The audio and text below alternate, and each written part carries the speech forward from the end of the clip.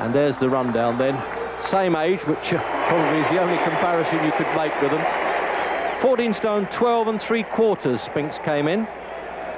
And it's about 3 pounds heavier than when he fought Larry Holmes. We're both giving your instructions in the dressing room. If there are no questions, both these touch gloves. Both these touch gloves. Come on, fellas. Good luck to both of you.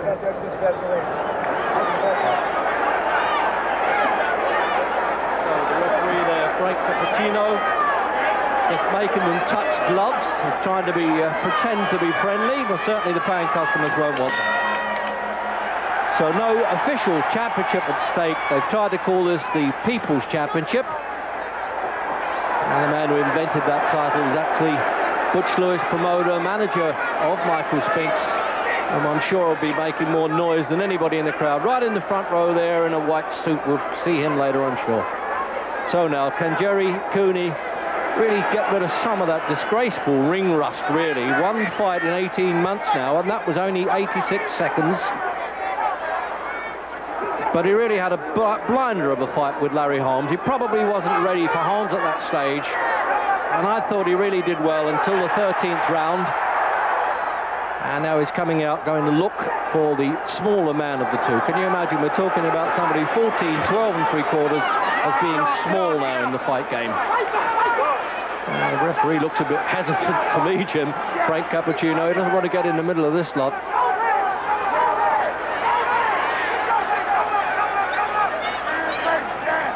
Because obviously Cooney wants to get close as soon as he possibly can. We're going to see some rough stuff. So left hook is the favourite punch now of Cooney. I saw him in London and even in Leeds when he was 17 years old and winning for the United States, boxing for the New York Recreation Department as an amateur. And as he said, I was knock-kneed and had acne those days, but he's a very powerful puncher. But Michael Spinks is one of the most difficult and frustrating opponents you could be in with. Always looks unbalanced, but has actually got good reflexes and probably hits a bit harder than we think.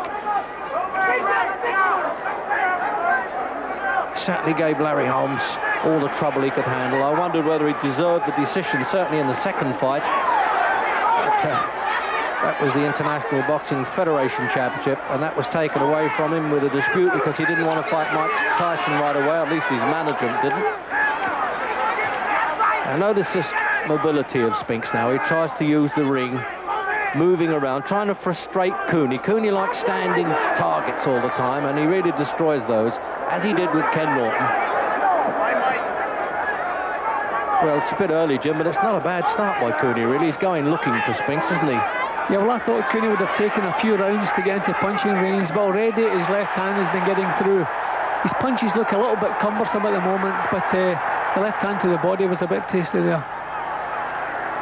He's a little bit, in technical terms, one-handed, Cooney. He concentrates a bit too much on the left hand. 6'7". If he became champion of the world, he would be the tallest in history. Just Willard was 6'6 1/4". So the countdown clock then for the end of the first round. And that's the tactics of Spinks, the sneak stuff. He's clever at that. Takes his time.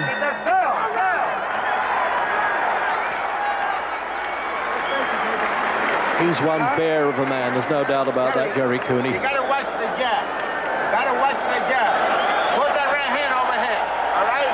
When he jab once, you gotta move in twice, and he's gonna bend down. Well, I don't know whether we can really accept all those. The punch stat people just near us now, they punch them up trying to get some accuracy in those, but the referee and judges don't count the punches. It's the overall picture. Into round two.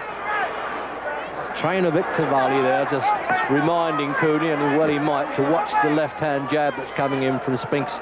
He uses that as a kind of diversion while he's making up his mind what he's going to do with the right-hand punch. Cooney wants to try and take him out soon because the distance is against him, I'm sure of that. 3 fights in 5 years from Alaska to San Francisco and really not beating too much. What a difficult man to fight, Spinks, Jim, isn't he? Yeah, he's very frustrating. He knows what he has to do to beat these heavyweights, and he's really perfecting it, keeping them off balance. He's taking that little half step back every time Cooney comes towards him, and Cooney's finding it difficult to get the full power into his punches. Although he's strapped around the right knee there, Spinks, he's had a bit of a problem with that ligament. It doesn't cut his speed down at all. Very awkward indeed to nail, and is so long since he lost the decision back in '76 in Moscow as an amateur against Riskiev. And as they say, that was a little bit of an iffy verdict. And then he stopped Riskiev in the Olympic Games in Montreal, so he got revenge. That's really a good record. That cannot be knocked.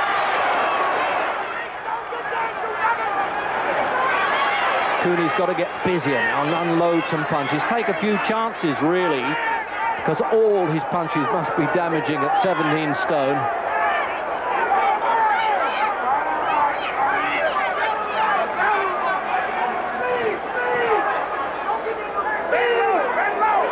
See, Cooney's left jab's a bit handy, Jim. You'd think he'd be using it a bit harder than that. Yeah, well, I think Cooney's going to have to walk through everything that Spinks has got. It's no good trying to stand off and throw the jabs. Spinks is faster, and as you can see, he's winning the battle of the jabs at the moment. Cooney's jabs are probably that bit stronger, but Spinks is sharper and landing cleanly on target more often. See, now he changes body style as well. Pushes the right hand forward a bit, not directly southpaw, but turns the body, all the lateral movement, and he knows how to spoil inside as well, Michael Spinks. Remember, former light heavyweight champion of the world, 10 successful defenses. What a good champion he's been. So coming up from 12 stone 7 to nearly 15 stone now, he's really made the transformation.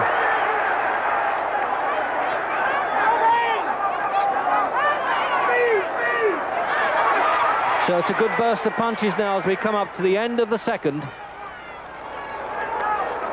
Mainly from Spinks now. You watch, he times himself well. He sort of carries a clock, I think, somewhere in his head. There it is. But Cooney wants to stand and trade with him, and they've got to dive in at the bell. That time the referee had to take a chance. The unbeaten record, 75-year-old Eddie Futch in there with him, one of the great wise men of the game. And now in replay, this is the flurry, Jim, at the end of the round.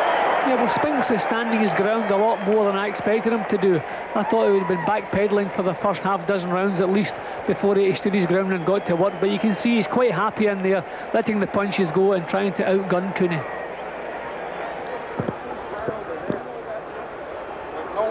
A little bit of mark around the right eye already there, Mike Spinks. So Eddie Futch and co have got to work on that. He's got experience in his corner, and he's had plenty as well. Into the third.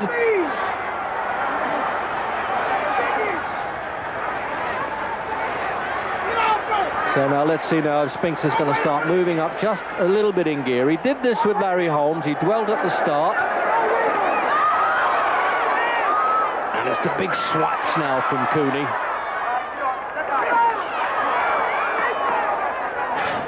So there's the man in the white suit, as I predicted. There he is again, Butch Lewis.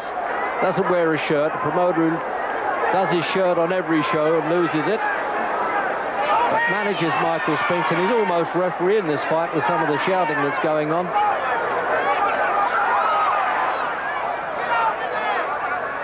If you're the other man's corner, Jim, in Cooney, how do you tell him to go in and fight a moving man like this? He's so difficult to nail, and when you do, he absorbs the punch well. Yep, and Spinks is becoming confident now because it's as though he can see Cooney's punches coming. He's not the least bit troubled. I thought because of the power he had in front of him, he would be really thinking about defence all the time. But he looks quite happy, and he's taking a few chances.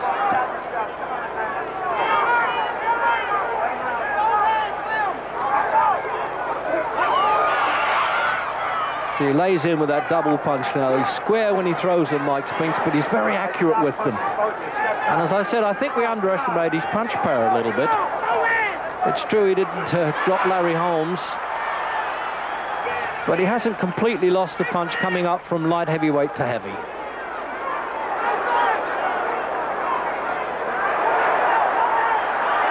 Great waste of talent in many ways with Gerrie Cooney, Jim, which only to have been a bit more active against good opposition.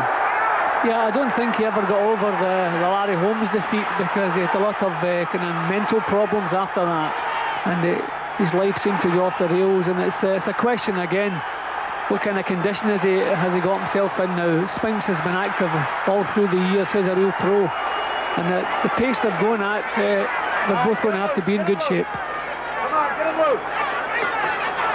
Again, you got the American referees, they seem to hate to say the word break. They're saying let him loose, and he talks to them a lot. It's surprising really for a 17-stone fighter, Jim, that he doesn't bully more, Cooney. He doesn't push and shove too much.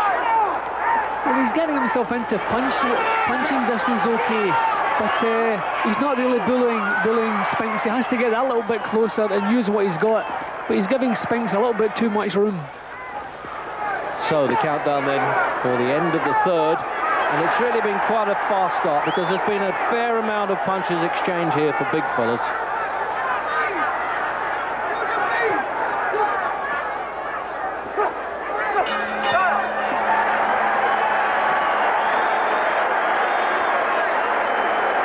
So have a look at some replay there, Jim, when Cooney looked as though he was having a bit of success there.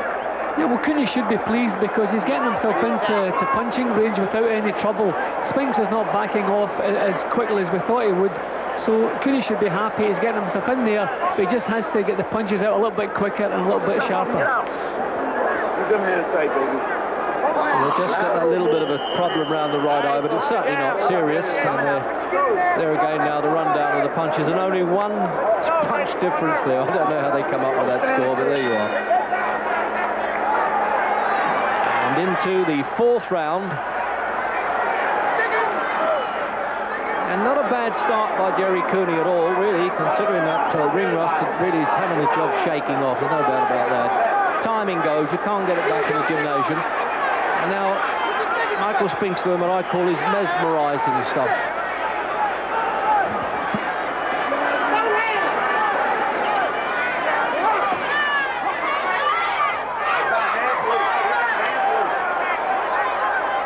Change his stance a lot now. He really is, I keep on about it, Jim, but he's so confusing to fight, isn't he, Spinks?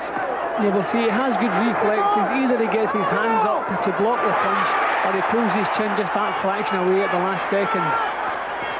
But still, Cooney should be happy because he's getting himself into the range where he can do some damage, but his punches aren't getting home cleanly yet. It looks as though Cooney was calling out there to his trainer, Victor Valli, about something he was a little bit rattled by.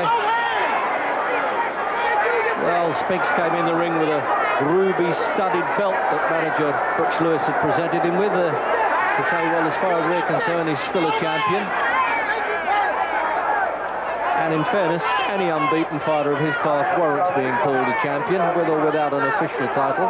There are so many available today.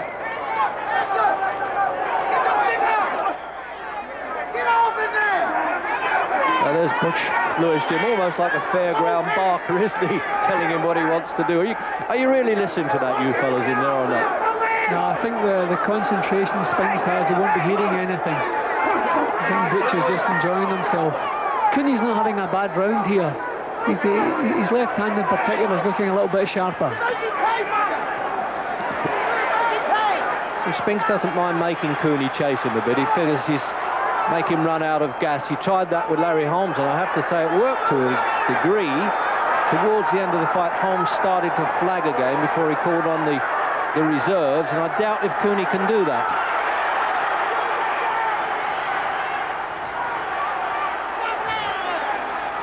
This is the best Cooney's looked at in the fight so far. He's trying now to dominate the action.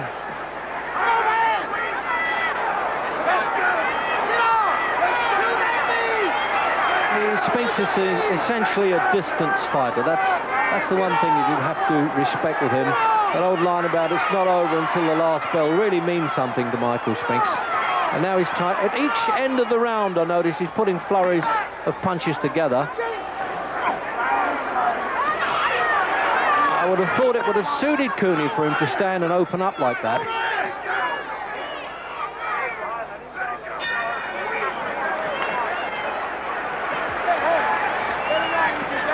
Well, yeah, there you are. There's a somewhat interesting statistic, and the manager Dennis Rappaport out there, who's complaining to the referee about something. Now watch when he comes with a spurt, like I'll show you. Get down and bang with the 2 hands in the belly. 2 hands in the belly. You got to use the 2 hands. All right, where's the towel? Well, they've got the swab sticks out there to be used, but there's no damage. Watch the head, says. I know what I'm doing. I don't ask you guys to.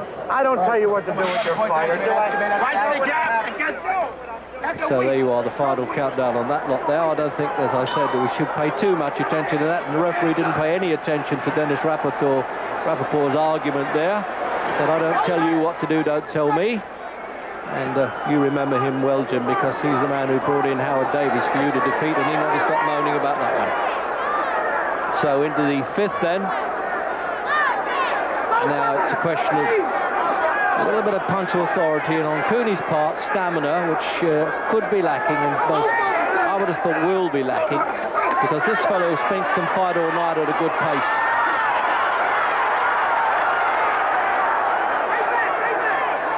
Starting to stand and trade a bit more with Cooney in the 5th now. He's not going to run quite as much.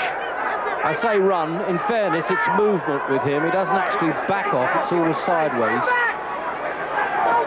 You can almost feel Cooney saying, if only he'd stand still and let me hit him, Jim. Yeah, well, Cooney's putting full power into every punch, and if he doesn't get some success, soon he's going to run out of steam, because he really puts full power into every shot. He doesn't really feel his way in at all.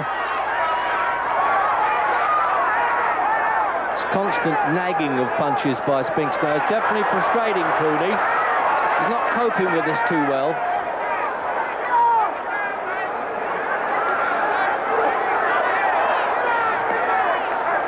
So nearly midway then through the 5th round, and Spinks definitely taking over a bit. Big swipes coming in from Cooney. Oh, there they're getting accurate now and repeated. 3 or 4, 5 rights following each other there, and Cooney now, he's not responding at all. And when he went down from that one and looked to the corner as if to say, I don't think I'm that hurt, but I don't fancy this. He's hitting me too many punches and I'm not throwing any back. Swelling around the eyes, got to stay for the mandatory ain't. Ask if he's all right. I should imagine he hasn't got time to argue now, but I doubt if Spinks is going to let him off the hook at all now. He's just not throwing punches back, Cooney. And that one that didn't even look hard enough for a man of his size to go down on it. 5, 6, 7. Well, he can't complain, he can't hear that count. You all right? You know who I am? Do you know who I am? There's a time for an introduction. So it looks all over by the shouting now, unless he runs out of time as we get the clock coming down for this round. The Spinks will keep going right until he hears that bell, and I think if Cooney lasts out, he's done well, but I doubt if he will. He just isn't throwing punches back enough. He should be showing a little bit more desperation here, and isn't in his retaliation. And the referee's got to be looking to get in here, because yes, he's in, and it's all over at the close almost at the 5th round. That's all, Gerrie. Taking too many punches, Gerrie. And he's not arguing with him either, Gerrie Cooney there. He went down with a lot of frustration. They're going crazy, as you would expect. Jim, let's have a look at the replay now. Well, Cooney's eyes always seemed clear. He seemed physically able to take these punches, but he just had no answer. He wasn't coming back with enough punches of his own to keep him in the fight. He simply had no answer to the speed or the accuracy of Spinks' punches, and when the referee finally ended the affair, it wasn't too soon. That wasn't a particularly hard punch, but he had nowhere to go. And as we get this close up now, it was almost like Spinks looking to, well, harpoon the big white whale as he goes down. He simply ran out of gas, and I'm afraid a little bit of ambition as well. Well, I wonder if it's the last time we'll see big Gerrie Cooney. It won't be the last time we'll see this man.